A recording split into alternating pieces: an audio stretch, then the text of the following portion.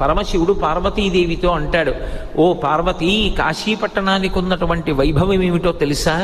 పాపములకు ఎదుర్చుక్క కాశీ, ఉపపాతములకు విషము కాశీ, కళ్యాణముల కాటపట్టు కాశీ, ముక్తికి పుట్టినిల్లు కాశీ. కాశీపట్టణం లోపలికి వెడుతుంటేనే రోమకూపములను ఆశ్రయించి ఉన్నటువంటి పాపరాశి పక్షి రూపంలో ఎగిరిపోయి చెట్లని పట్టుకుని ఉంటాయి.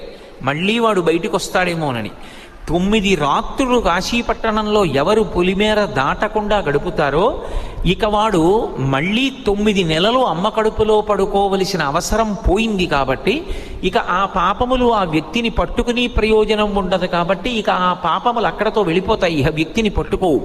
అందుకే కాశీపట్టణంలోకి ప్రవేశించాలంటే కాలభైరవుని యొక్క అనుమతి ఉండాలి. అటువంటి వైభవం కలిగినటువంటి కాశీపట్టణం పాపములకు ఎదుర్చుక్క కాశీ.